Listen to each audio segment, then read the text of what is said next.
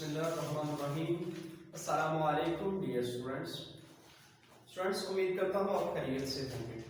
Students, हम last classes में हम फंजाई की क्लासिफिकेशन को डिस्कस कर रहे हैं। हमने फंजाई की क्लासिफिकेशन की फंजाई को 4 मेजर ग्रुप्स में डिवाइड किया।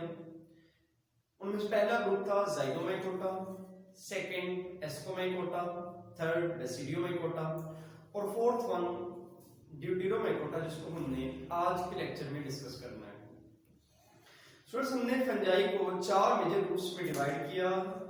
डिवीजन की जो बेस थी, मीन के हमने फंजाई को किस बुनियाद पर डिवाइड किया 4 मेजर ग्रुप्स में, वो थी फंजाई में सेक्सुअल रिप्रोडक्शन। फंजाई में सेक्सुअल रिप्रोडक्शन की बुनियाद पर हमने फंजाई को 4 मेजर ग्रुप्स में डिवाइड किया। आज हम लास्ट ग्रुप की बात करेंगे। लास्ट ग्रुप है हमारे पास ड्यूटेरोमाइकोटा। स्टूडेंट्स, अगर मैं लफ्ज ड्यूटेरो को देखूं तो ड्यूटेरो का लफ्जी मतलब है सेकेंडरी।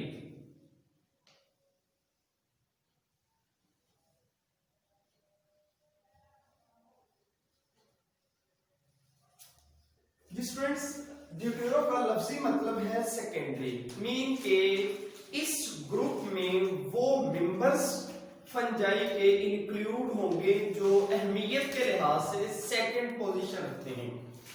मतलब कि इनमें चूंकि सेक्सुअल रिप्रोडक्शन मौजूद नहीं होती, इस वजह से हम अहमियत के पॉइंट ऑफ व्यू से इनको सेकंड पोजीशन देते हैं। फर्स्ट जो पोजीशन है, हम फंजाई के 3 जो मेन ग्रुप थे, ज़ाइगोमाइकोटा, एस्कोमाइकोटा और बेसिडियोमाइकोटा, हम उनको फर्स्ट प्रायोरिटी उनको देते हैं और सेकंड जो प्रायोरिटी है हम ड्यूटेरोमाइकोटा को देते हैं। और ड्यूटेरोमाइकोटा अपने नाम से ही जाहिर कर रहा है कि फंजाई के वो मेंबर्स जिनको सेकंड पोजीशन दी गई है, सेकंड अहमियत दी गई है, उनको हम ड्यूटेरोमाइकोटा कहते हैं। स्टूडेंट्स, ड्यूटेरोमाइकोटा का एक और नाम भी है, एक कॉमन नेम इस्तेमाल होता है, इम्परफेक्ट फंजाई। ड्यूटेरोमाइकोटा को हम इम्परफेक्ट फंजाई भी कहते हैं। इम्परफेक्ट का मतलब होता है नामुकम्मल। नामुकम्मल हम इसको फंजाई इस वजह से कह रहे हैं क्योंकि इसमें सेक्सुअल रिप्रोडक्शन इसकी लाइफ साइकिल में अब्सेंट होती है, इस वजह से हम इसको इम्परफेक्ट फंजाई का नाम भी दे देते हैं। तो स्टूडेंट्स, हमारे पास ड्यूटेरोमाइकोटा फंजाई का एक मेजर ग्रुप जिसको हम सेकंड पोजीशन पे रखते हैं। उनको ड्यूटेरोमाइकोटा का एक कॉमन नेम है इम्परफेक्ट फंजाई। इम्परफेक्ट फंजाई इसको इस वजह से कह रहे हैं क्योंकि इसमें सेक्सुअल रिप्रोडक्शन अब्सेंट होती है। नेक्स्ट स्टूडेंट्स, हम बात करते हैं कि ड्यूटेरोमाइकोटा जिसमें सेक्सुअल रिप्रोडक्शन अब्सेंट है, इसको हम हेटेरोजीनस ग्रुप कहते हैं। स्टूडेंट्स, इसमें जितने भी मेंबर्स हैं वो तमाम मेंबर्स अपनी खुसूसियात के पॉइंट ऑफ व्यू से एक दूसरे से मुख्तलिफ हैं। इस ग्रुप में, इस फाइलम में वैरायटी ऑफ ऑर्गेनिजम्स एग्जिस्ट करते हैं। लेकिन स्टूडेंट्स, एक बात याद रखिएगा, हेटेरोजीनस है, वैरायटी ऑफ इंडिविजुअल्स इस फाइलम में मौजूद हैं, लेकिन तमाम इंडिविजुअल्स में, तमाम ऑर्गेनिजम्स में एक खूबी कॉमन है। वो कौन सी है कि तमाम मेंबर्स के चूंकि वो एक दूसरे से डिफरेंट तो हैं, लेकिन उनमें एक खूबी के सेक्सुअल रिप्रोडक्शन अब्सेंट होती है। वो तमाम के तमाम मेंबर्स ड्यूटेरोमाइकोटा में पुट कर दिए जाते हैं और इस ग्रुप को हम हेटेरोजीनस ग्रुप भी कहते हैं। क्यों? क्योंकि इसके अंदर जितने भी मेंबर्स हैं वो प्रॉपर्टीज के पॉइंट ऑफ व्यू से एक दूसरे से डिफरेंट हैं। सिर्फ एक प्रॉपर्टी उन सब में कॉमन होती है कि उनमें सेक्सुअल रिप्रोडक्शन अब्सेंट होती है। Include all such fungi in which sexual phase has not been observed। जितने भी मेंबर्स हैं उनमें वैरायटी मौजूद है, लेकिन एक जो प्रॉपर्टी उनमें कॉमन है वो ये है कि उनमें सेक्सुअल फेज अब्सेंट होती है। स्टूडेंट्स, नेक्स्ट मूव करने से पहले मैं यहाँ पे आपको बताना चाहता हूँ सेक्सुअल फेज बेसिकली है क्या। सेक्सुअल फेज जिसमें रिप्रोडक्टिव स्ट्रक्चर,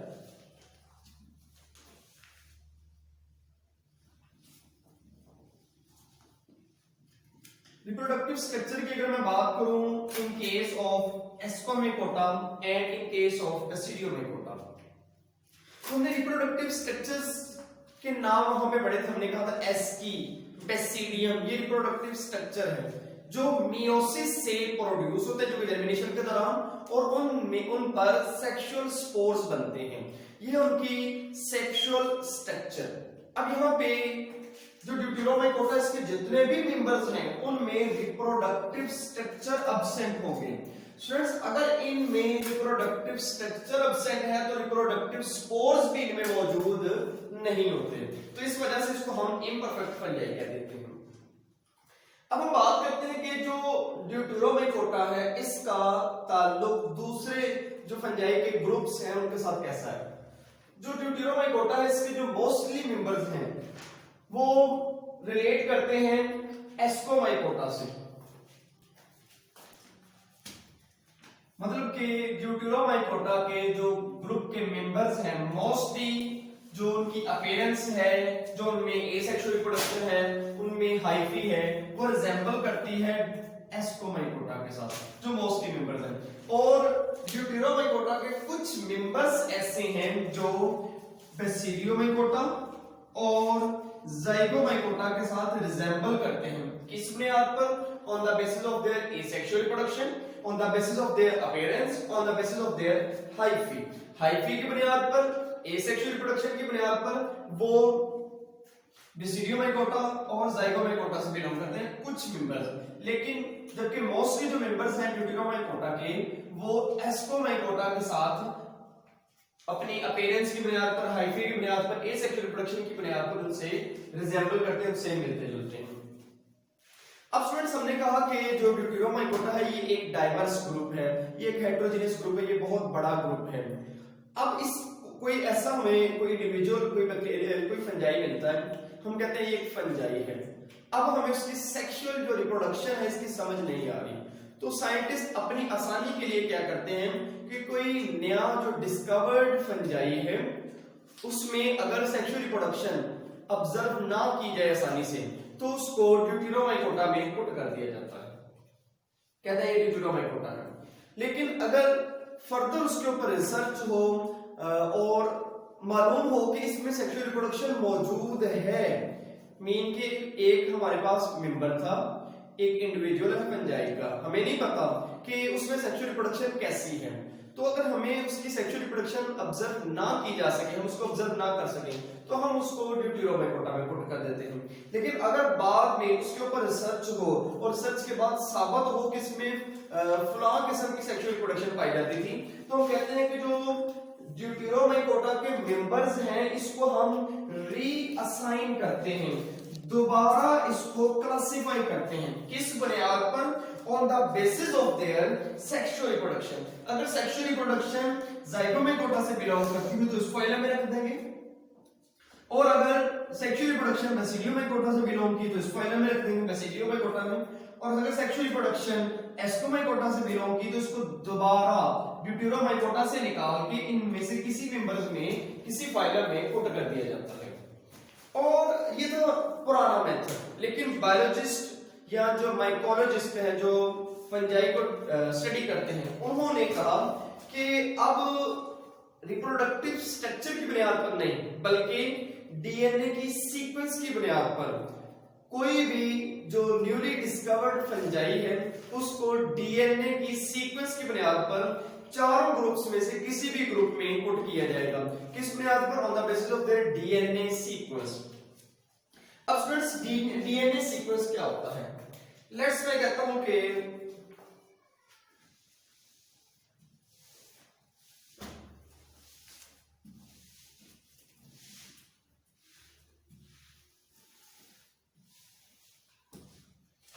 स्टूडेंट्स मेरे पास एक नया इंडिविजुअल डिस्कवर हुआ है, उसमें जो डीएनए है वो इस सीक्वेंस में मौजूद है।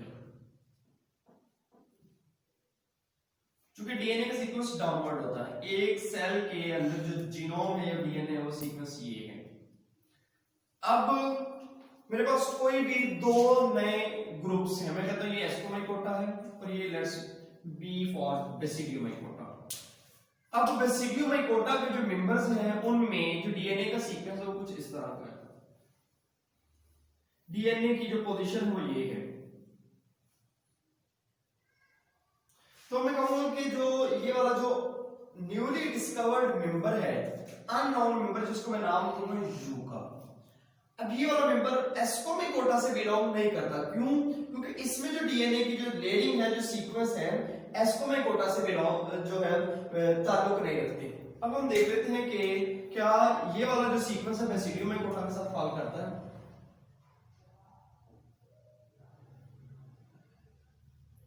स्टूडेंट्स, अगर हम कीनली स्टडी करें तो बेसिडियोमाइकोटा के मेंबर्स के साथ इसका जो डीएनए है वो मैच कर रहा है। जिस तरह ये वाली जो लाइन है, ये लाइन बेसिकली डीएनए है, डीएनए का एक स्ट्रैंड है, ये भी डीएनए का स्ट्रैंड, दोनों एक ही पोजीशन पे, सेकंड लाइन भी एक ही पोजीशन पे, थर्ड लाइन भी डीएनए की सीक्वेंस में एक ही पोजीशन पे। तो ये है डीएनए की सीक्वेंसेस जो बता रहे हैं कि डीएनए मैच कर रहा है, और कोई भी जो न्यूली डिस्कवर्ड डीएनए है, अगर इसका सीक्वेंस किसी भी ग्रुप के साथ वो मैच करे तो इस न्यूली डिस्कवर्ड मेंबर को उस ग्रुप में पुट कर दिया जाता है। ये बायोलॉजिस्ट जो न्यू रिसर्च का मेथड है उसको अप्लाई करते हैं, क्लासिफिकेशन के जो नए मेथड है उसको फॉलो करते हैं। नेक्स्ट स्टूडेंट्स, हम बात करेंगे कि चूंकि फंजाई का ये ग्रुप ड्यूटेरोमाइकोटा जिसमें सेक्सुअल रिप्रोडक्शन मौजूद नहीं है, हमने कहा कि अगर सेक्सुअल रिप्रोडक्शन मौजूद नहीं है तो इसका मतलब इसके अंदर रिप्रोडक्टिव स्ट्रक्चर्स मौजूद नहीं है। स्टूडेंट्स, अगर इसके अंदर सेक्सुअल रिप्रोडक्शन नहीं है, सेक्सुअल रिप्रोडक्शन होती है मियोसिस के नतीजे में। मियोसिस का इंपॉर्टेंस क्या है, हम उसको डिस्कस करते हैं।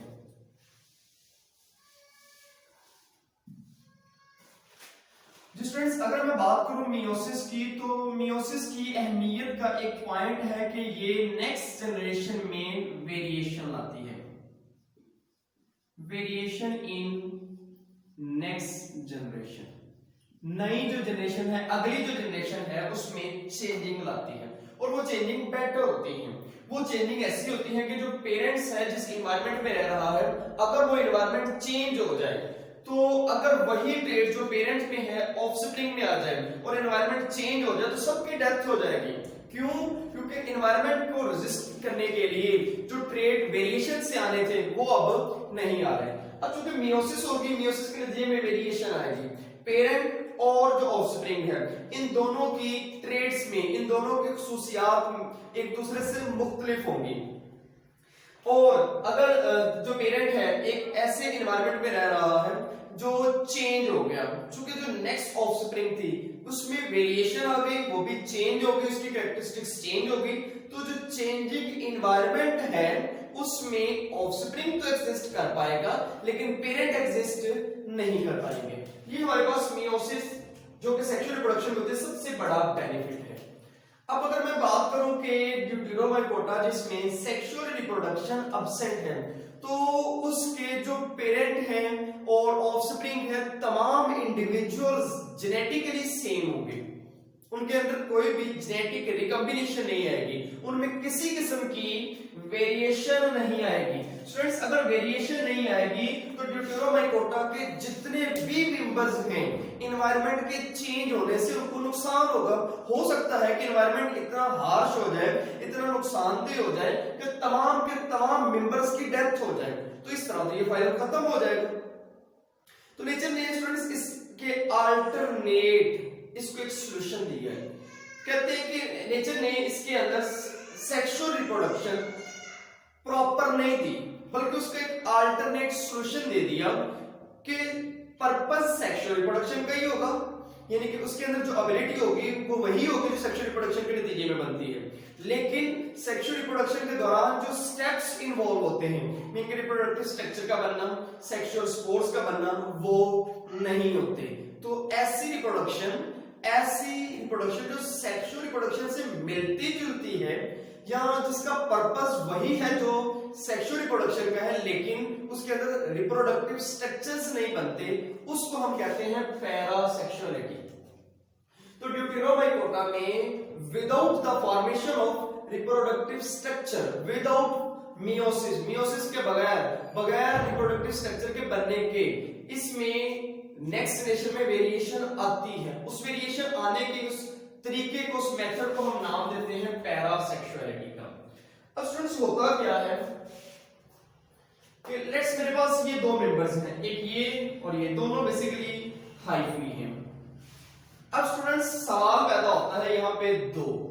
पहला सवाल ये है कि क्या ये जो हाइफी है ये फ्यूजन के बाद बना है, मीन के पैरासेक्सुअलिटी में फ्यूजन ऑफ हाइफी, दो हाइफी आपस में मिलते हैं या नहीं। तो इसके बारे में मुख्तलिफ साइंटिस्ट अपनी राय डिफरेंट देते हैं, मुख्तलिफ राय देते हैं। अब हम इसका जो कंक्लूजन निकालेंगे वो ये है, बुक में ये क्लियर मेंशन नहीं है। आपने एक बात याद रखनी है, ये जो हाइफी है ये आफ्टर फ्यूजन है। मैं ये कह रहा हूं कि हाइफी जिससे नई बॉडी निकली है, नई माइसीलियम निकली है, ये आफ्टर फ्यूजन बन रही है, मीन के दो हाइफी के नतीजे में ये हमारे पास एक हाइफी बनी। अब यहां पे प्लाज्मोगैमी हुई, प्लाज्मोगैमी के बाद क्या होगा, कैरियोगैमी। जी स्टूडेंट्स, प्लाज्मोगैमी, उसके बाद होती है जी कैरियोगैमी। प्लाज्मोगैमी क्या है, फ्यूजन ऑफ साइटोप्लाज्म। कैरियोगैमी क्या है, दो न्यूक्लियाई का आपस में फ्यूज हो जाना, ये कहलाता है कैरियोगैमी। अब यहाँ पे मैंने दो कलर के न्यूक्लियाई शो करवाए हैं, एक ब्लू कलर का और एक रेड कलर का, जिस तरह ये यहाँ पे शो करवा दी, एक ब्लू और दूसरा है रेड। स्टूडेंट यहाँ पे मैंने दो कलर के न्यूक्लियाई शो करवाए, और दो कलर के न्यूक्लियाई शो क्या कर रहे हैं कि ये दो डिफरेंट हाइफी से आई हैं, लेकिन हाइफी डिफरेंट कैसे, जेनेटिकली वो एक दूसरे से डिफरेंट है, लेकिन उनका जो स्पीशीज सेम है। हाइफी डिफरेंट है, जेनेटिकली डिफरेंट है, लेकिन स्पीशीज सेम है उनकी। अब ये जो हाइफी है कैरियोगैमी होगी, कैरियोगैमी क्या होगा, दोनों आपस में फ्यूज होंगे, इनसे नया माइसीलियम बन जाएगा।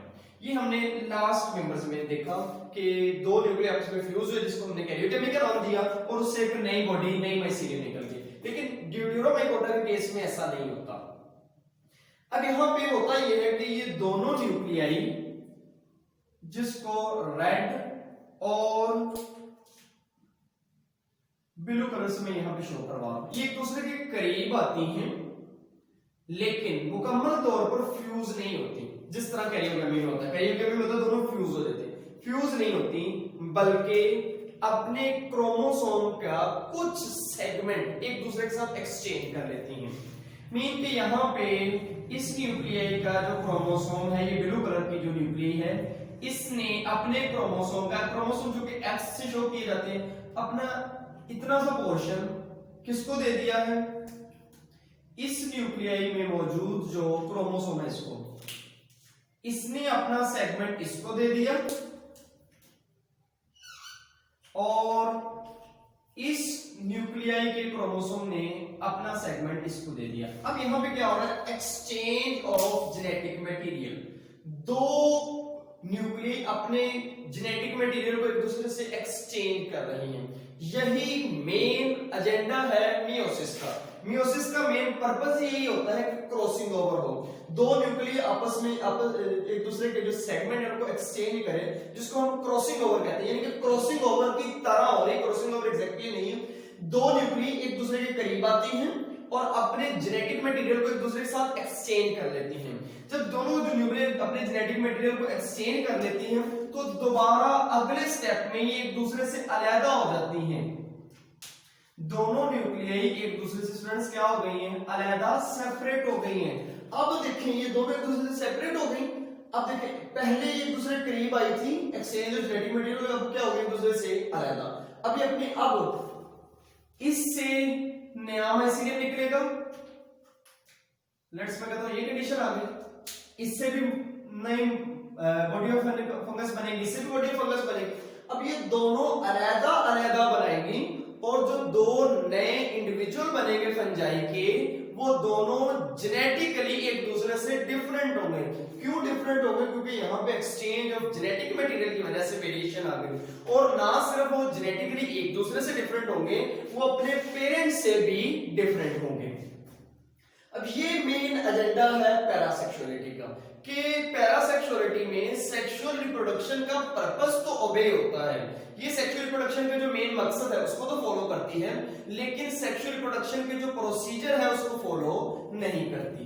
जो स्टूडेंट्स, अब मैं इसको रीड करूंगा, special kind of genetic recombination, genetic recombination exchange of genetic material in which portion of chromosome of two nuclei lying in the same hyphae, एक ही हाइफी में दो न्यूक्लियाई पड़े हुए हैं, वो अपने पोर्शन को एक दूसरे से एक्सचेंज करती हैं, इसको हम पैरासेक्सुअलिटी कहते हैं। और स्टूडेंट्स याद रखिएगा पैरासेक्सुअलिटी ही एक मेन कैरेक्टरिस्टिक्स है ड्यूटेरोमाइकोटा का। और पैरासेक्सुअलिटी शॉर्ट क्वेश्चन आता है और कई दफा ये फर्स्ट लेवल बोर्ड में रिपीट भी हो चुका है। नेक्स्ट हम बात करेंगे ड्यूटेरोमाइकोटा की एग्जांपल्स की। अब हमारे पास एग्जांपल आ रही है पेनिसिलियम, एस्परजिलस, अल्टरनेरिया, फ्यूसेरियम, हेलमिंथोस्पोरियम, ये डिफरेंट हमारे पास एग्जांपल्स हैं। चलिए यहाँ पे मेरे पास दो ऑब्जेक्टिव हैं जो अक्सर पूछे गए। पेनिसिलियम का कॉमन नेम है blue green moulds. Moulds indicate कर रहा है एलजी, इंडिकेट कर रहा है फंगस को। Aspergillus brown moulds. अब व्हाट आर ब्राउन मोल्ड्स? अब यहाँ पे आपके पास चार ऑप्शन दे देंगे, पेनिसिलियम, एस्परजिलस, अल्टरनेरिया, फ्यूसेरियम। आपने एस्परजिलस। इसी तरह ये दोनों एमसीक्यूज यानी कॉमन नेम दिए जाते हैं और उनके साइंटिफिक नेम पूछ लिए जाते हैं एमसीक्यूज में। अब ड्यूटेरोमाइकोटा के एक मेंबर पेनिसिलियम की डिस्क्रिप्शन बुक में है, जिसको हम भी एक्सप्लेन करेंगे। स्टूडेंट्स अगर मैं बात करूं पेनिसिलियम की, तो penicillium basically wide spread saprotrophic species है। पेनिसिलियम गले सड़े फ्रूट्स के ऊपर स्प्रेड करती है, क्योंकि ये सेप्रोफाइटिक है, डेड ऑर्गेनिक मैटर को गले सड़े फ्रूट्स और ब्रेड के ऊपर स्प्रेड करेगी और उनसे फूड लेगी। पेनिसिलियम का मोड ऑफ न्यूट्रिशन क्या है? ये सेप्रोफाइटिक मोड ऑफ न्यूट्रिशन, ये डेड और डिकेइंग ऑर्गेनिक मैटर से फूड लेती है। अगर मैं पेनिसिलियम के हाइफी की बात करूं, तो पेनिसिलियम में जो हाइफी है ये सेप्टेट है, मीन के हाइफी में सेप्टा मौजूद होता है। न्यूक्लियस सेप्टा के जरिए सेपरेट हुए होते हैं। पेनिसिलियम में जो एसेक्सुअल रिप्रोडक्शन है ये बहुत इंपॉर्टेंट है। स्टूडेंट्स एसेक्सुअल रिप्रोडक्शन के दौरान स्पोर्स बनते हैं। वो स्पोर्स हमने लास्ट अगर लेक्चर्स की बात की जाए तो बेसिडियोमाइकोटा में क्योंकि स्पोर जो एसेक्सुअल रिप्रोडक्शन है ये अननोन है, अभी तक जानी नहीं गई। लेकिन एस्कोमाइकोटा में हमने देखा था कि asexual reproduction is by conidia के जरिए। अब यहाँ पे भी जो एसेक्सुअल रिप्रोडक्शन है ये कोनिडिया के जरिए होती है। तो यही एक बेसिक वजह है कि हमने कहा कि ड्यूटेरोमाइकोटा के मोस्टली मेंबर्स एस्कोमाइकोटा से बिलोंग करते हैं, क्योंकि इनमें भी एसेक्सुअल रिप्रोडक्शन कोनिडिया के जरिए और जो एस्कोमाइकोटा है उनमें भी जो एसेक्सुअल रिप्रोडक्शन है वो कोनिडिया के जरिए होती है। अब यहाँ पे हम बात करेंगे जो स्पोर्स हैं ये नेकेड स्पोर्स हैं।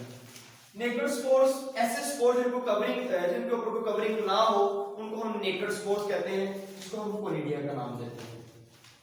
कोनिडिया बनते कहां पे हैं? Conidia special hyphae, special hyphae mean hyphae modified कर जाती है, उसको हम कहते हैं कोनिडियोफोर। हाइफी जो मॉडिफाइड करके इसको हम नाम दे रहे हैं कोनिडियोफोर। इसकी टिप पर चेन की फॉर्म में कोनिडिया अरेंज हो जाते हैं। चूंकि ये एसेक्सुअली प्रोड्यूस होते हैं, कोनिडिया अरेंज हो रहे हैं यहाँ पे स्टूडेंट्स।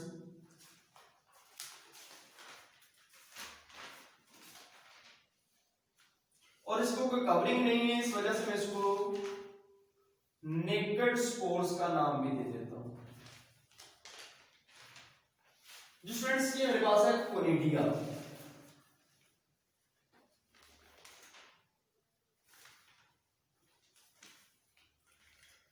और अगर आप ये स्टूडेंट्स नेकेड आई से नजर नहीं आते, ये वाले जो कोनिडिया की अरेंजमेंट है पेनिसिलियम में, ये नेकेड आई से नजर नहीं आते, ये बहुत स्मॉल इन साइज होते हैं, इसको हम माइक्रोस्कोपिकली देखते हैं। अगर हम माइक्रोस्कोप में इनको देखें तो इनमें जो कोनिडिया है इनकी अरेंजमेंट जो होती है वो जस्ट लाइक ब्रश, जिस तरह आपके पास शूज पॉलिश करने वाला ब्रश है, इसके अलावा सफाई करने के लिए ब्रश है, उसमें क्या होता है धागे बहुत ज्यादा अरेंज होते हैं और उनकी जो सीक्वेंस होती है वो सेम होती है। यानी कि अगर आप शूज साफ जो पॉलिश करने वाला ब्रश देखें ऊपर से बिल्कुल स्ट्रेट होते हैं, मीन उसमें हेयर्स लाइक स्ट्रक्चर्स होते हैं। तो हम जो पेनिसिलियम इसको कहते हैं ब्रश लाइक अरेंजमेंट, किसकी? कोनिडिया की। पेनिसिलियम में ब्रश लाइक अरेंजमेंट होती है और जो ब्रश लाइक अरेंजमेंट होना पेनिसिलियम की मेन कैरेक्टरिस्टिक्स है, और ये एमसीक्यूज पूछा भी जा चुका है।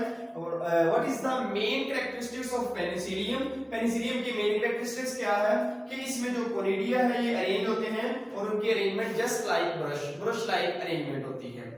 नेक्स्ट फ्रेंड्स हम बात करेंगे जो पेनिसिलियम है ये माइसिलियम को कलर देता है और कॉलोनी की फॉर्म में रहता है। ये अगर आप गौर करें ये कॉलोनी की फॉर्म में, ये सिंगल फॉर्म में एग्जिस्ट नहीं करता, ये कॉलोनी की फॉर्म में रहता है। और माइसिलियम के लिए जो कोनिडिया है ये डिस्पर्स होते हैं, जिनको हमने नेकर सीड का नाम दिया, ये डिस्पर्स होते हैं और जमीन के मुख्तलिफ हिस्सों में ये फैल जाते हैं और अपनी जो इनसे नेक्स्ट माइसिलियम बनता है और माइसिलियम जो अपनी नई जो है वो अपनी लाइफ साइकिल को कंप्लीट करते हैं। ये तो स्टूडेंट्स आज का हमारा लेक्चर जिसमें हमने ड्यूटेरोमाइकोटा को कंप्लीटली डिस्कस किया। नेक्स्ट फ्रेंड्स हम बात करेंगे economic importance and economic loss of fungi. एक बार स्टूडेंट्स मैं आपको बुक से दिखाना चाहता हूं, ये देख लीजिएगा।